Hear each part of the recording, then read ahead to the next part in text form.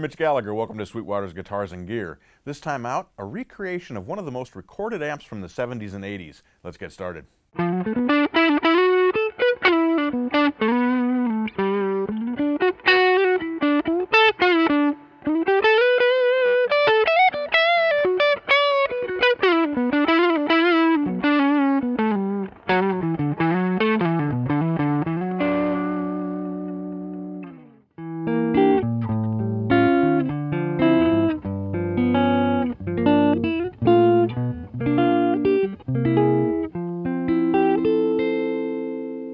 Today, Don Carr and I are checking out a very interesting amplifier. Between 1976 and 1979, Paul Rivera, who of course is now famous for Rivera Amplification, worked for a company called Valley Arts Guitars.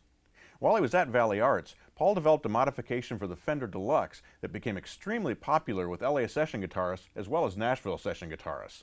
You've heard this amplifier thousands of times on film scores, TV shows, and hundreds of albums. So Don, what we're talking about here is a basic Fender Deluxe that's been modified with what's called the Stage 2 modification. And this amplifier is now available exclusively through Sweetwater. Man, that is super exciting, seriously. I mean, this is an iconic amplifier. It is. Everything from Beat It to, man, Tommy Tedesco, Jay Graydon, Lee Ritenour, all the Nashville cats. Yep, Rick Nielsen of Cheap Trick. Right. Kerry Livgren of Kansas, so all those classic recordings. In fact, Rick Nielsen actually has 5 of these, and when he came here to Sweetwater to record, he brought one of them. Wow. Yeah, so he's still using them. They're still out there getting used. I mean, just the tones that are available in this amplifier go so far beyond what a standard Deluxe can do. Yeah, and that was the whole point. And it sounds like Jay Graydon, who's certainly a huge session guy in LA during that time period, was instrumental in making some of this stuff happen. Right. So what they were looking for was a tighter low end, especially on a clean channel. Right. They wanted to separate the two channels, add more gain to the second channel, and basically just beef the whole thing up. They also added a different speaker, which we'll talk about, and kind of blueprinted and redid the whole amplifier. Exactly, and you've got smoother taper on the pots, and you've got things like like the you can see you've got pull notch and pull bright on the switches, just to change the focus of where the EQ sits. Right. It's become a super versatile amplifier. So what we have here is a Fender Deluxe amplifier that's been personally modified by Paul Rivera himself. The two channels have been completely separated, so they're totally independent. We have a clean channel with volume, treble, bass controls. The treble has a pull bright and the bass has a pull notch. There's serious modifications to channel 2. We've got an additional 6-position fat switch that allows you to change the mid-range characteristics of the tone. We've got a volume control, which in this case is now actually a gain control, and the gain's also been beefed up on this channel. Again, we have treble and bass controls with pull bright and pull notch switches. The reverb is still intact on the front panel, but we now have a master volume for channel 2, so we can balance that against channel 1. Now this isn't a channel switching amplifier. You'll need to use an AB box to go into the two channels, but the result is the same. We also have an additional presence control on the far left. There isn't room on the front panel to have the controls for the tremolo circuit, so those have been moved to the back panel. In addition, the back panel now features a hum balance control, and this allows you to compensate for the hum characteristics of different tubes you might install into the amplifier. It makes for a very clean amplifier. No noise at all. Exactly. That's kind of the whole point. I mean, if you're using it in the studio, you need it to be dead quiet. Exactly right. Let's take a tour of this Stage 2 modified Fender Deluxe. Donna switched over to an LSL Carver High-End Signature Strat style guitar, and we'll be running that through the clean channel.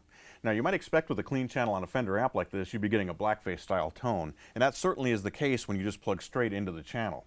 But with those 2 pull switches on the treble and bass controls, we have 4 total different tones that are available inside that first channel. To begin, we'll set the volume, bass, and treble controls all to 5, which will give us a nice bass line to compare against. Yeah, and normally you'd think on a Deluxe style amplifier, if it was set at 5, it'd start to break up, but with the increased headroom and the speaker change in this, it's really tight, stays really clean. Stays nice and clean. Let's hear it.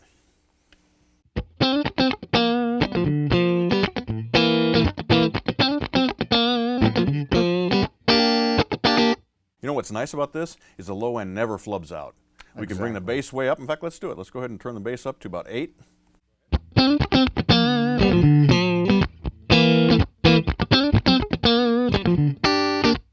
The bass just gets bigger. Exactly. It doesn't get flubby, it doesn't get all muddy down there.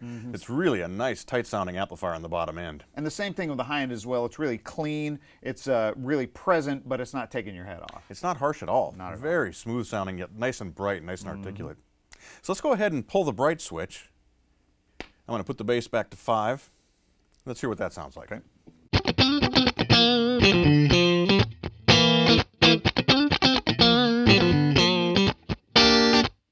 That's really nice. You can really hear the pick on the strings. And again, still not taking your head off. No, they voiced that bright switch very well. It's not harsh. It's not cutting. It's just really increasing that very top end. Yep, super clean. All right. So we'll push the bright switch back in, and now let's pull the bass, which engages a mid notch.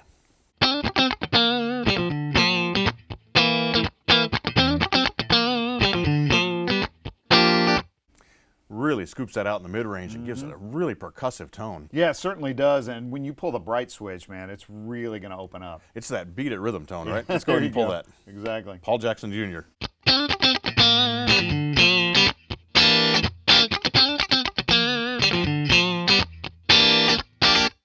Sounds great. Even with all that top end, it is just not harsh. It's nice and smooth. It really is. So as you hear, we have 4 distinct voicings that are available just in channel 1.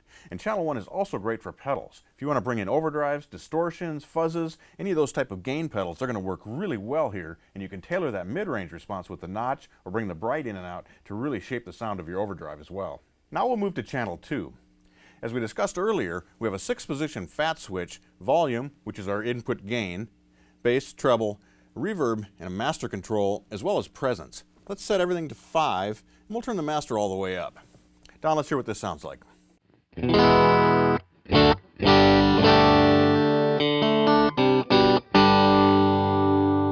really sounds like a deluxe. It sure does. It just sounds like a big, fat, wide open deluxe. Right.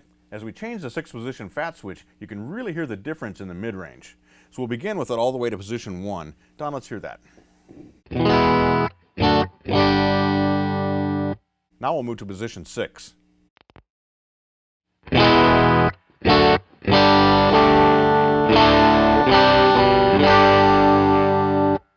All that mid-range is really coming out now, and it's also pushing the front end to where it's starting to break up just a little bit. Exactly. That's the first thing I noticed too, is that you get the extra breakup from that extra mid-range information. Right, and we can shape that. We could dial back, for example, to position 3.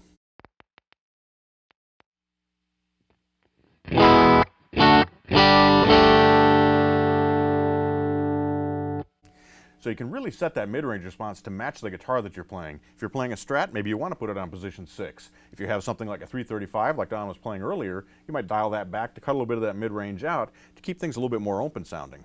To give you an idea of the gain we have on tap, I'll pull the fat switch back to position 1, and we'll turn the gain all the way up. We'll bring the master volume down to balance things just a little bit.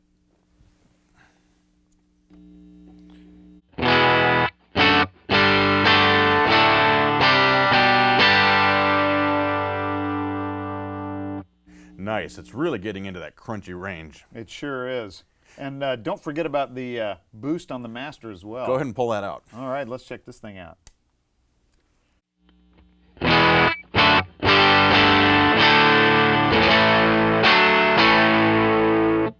And now as we bring up the mid-range,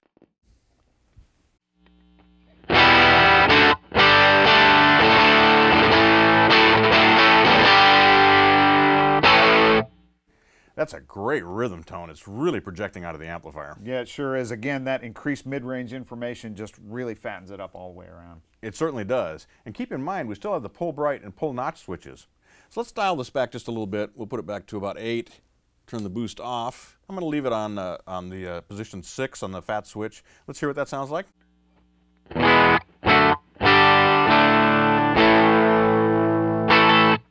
Now we'll pull the bright switch.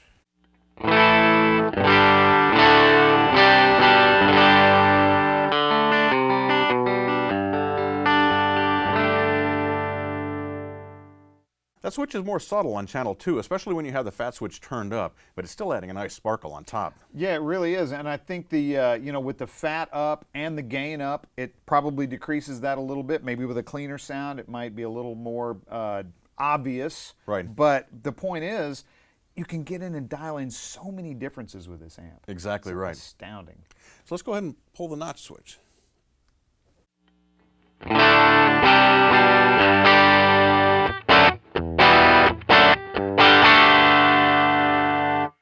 So we're keeping that gain from the front end, and we're also getting that little bit of extra push in the mid-range and the gain that it's providing, but then when you notch that back out, the sound gets really tight and open. Yeah, it really does. The lower mids are completely different now, and that's where, you know, like the E string just sounds skinnier, but in a good way. I mean, it's not unmusical or unusable. Right, right. Now as we turn the fat switch back, let's hear it.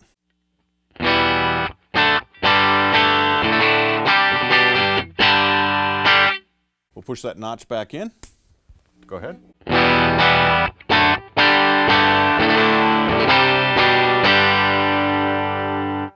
And pull the bright. And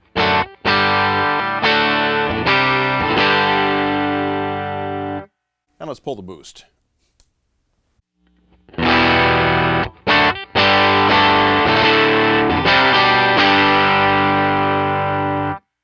So you can hear the tonal versatility of this amplifier is simply amazing. Between the 4 voices on the first channel and all of the different options on the second channel, you can dial in exactly what you want. And think about this too. One pickup position, we haven't changed guitars, you haven't even really turned a knob. No. I mean, it's basically just pulling switches. Right. That much versatility. Right, absolutely. So when you do factor in different guitars, being able still to adjust the tone controls, to set the gain where you want it, all those different things. The fact that we have onboard reverb, we haven't even messed with the presence control, which also controls some of that top end response and the projection from the amp, really is super versatile. And speaking of reverb, we of course do have spring reverb built in. Let's hear that.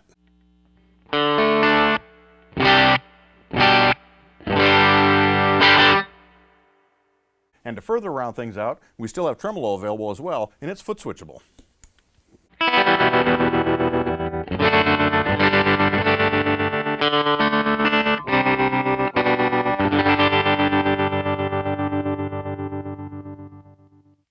As I mentioned earlier, we still have full control over tremolo. We've got depth and speed controls right on the back panel. They're very easy to access. Yeah, certainly. And with it being foot switchable, it's not really a big deal. Right.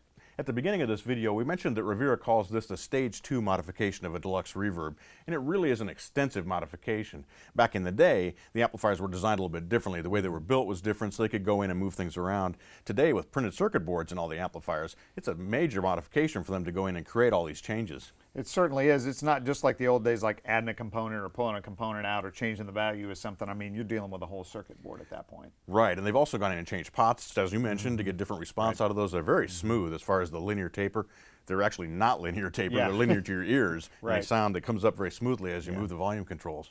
But Rivera didn't stop with just upgrading the circuits in this amplifier. We've also got a new speaker. Right, so back in the day, Paul chose the EV12L, which was a speaker capable of handling a lot of power, 200 watts, and so there was tons of headroom in it, and it stayed really clean, but it had a great guitar voice to it. But for this amp, he chose the Eminence EM12, which is a nice recreation of that speaker. Right, it still has 200 watts of power handling. It still has that flat but smooth kind of response to it. Handles highs well, handles lows well. You really can't drive that speaker into distortion. Any distortion is going to come from the amplifier. Right, exactly, and that was the whole point, you know, to give you more of that range across any kind of dynamic level you want, whether you're playing loud or soft, you still get the same response out of the speaker. Right.